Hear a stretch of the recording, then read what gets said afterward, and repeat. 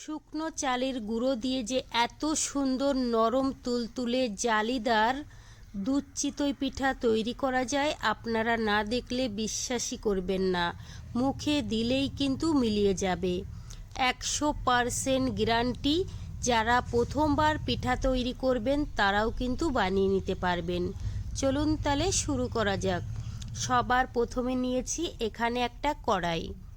কড়াইয়ের মধ্যে নিয়ে নেব 1.5 বাটি শুকনো চালের গুঁড়ো। সামান্য একটু লবণ দিয়ে খুব ভালো করে প্রথমে মিশিয়ে নেব।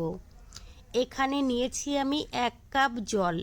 বন্ধুরা, জলটা কিন্তু অবশ্যই কুসুম গরম নিতে হবে। প্রথমে আমি 1 কাপ নিয়েছিলাম, আরও কিন্তু এখানে আমি হাফ কাপ দিয়ে দেব। এবার কিন্তু 2 থেকে 3 মিনিট সময় ধরে খুব ভালো করে মিশিয়ে নিতে হবে।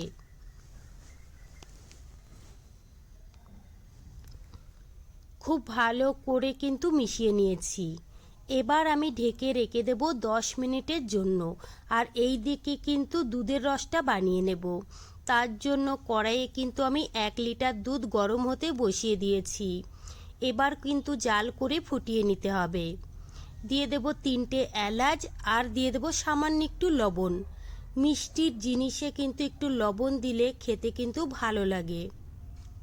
5 থেকে 6 মিনিট সময় ধরে দুধটা জাল করে ফুটিয়ে নিয়েছি। এখানে নিয়েছি আমি 200 গ্রাম খেজুরের গুড়। এবার কিন্তু গুড়টা দিয়ে দিতে হবে।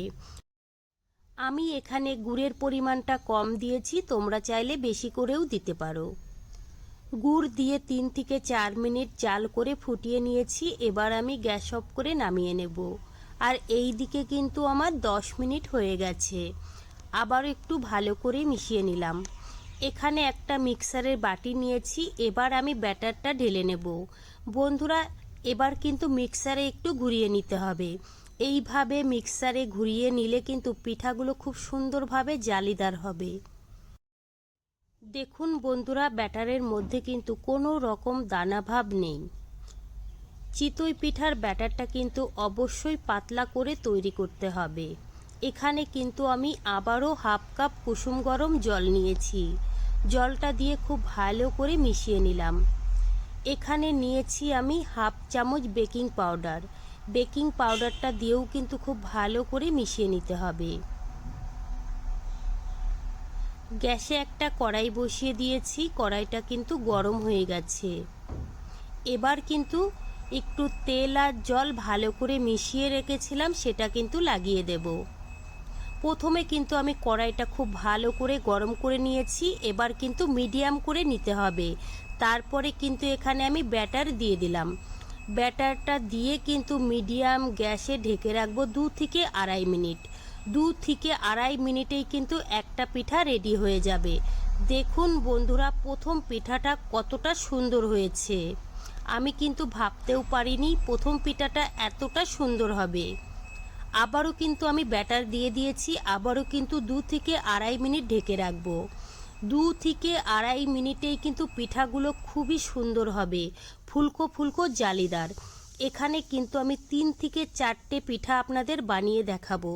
সবগুলো পিঠাই কিন্তু একই রকমভাবে ফুলবে।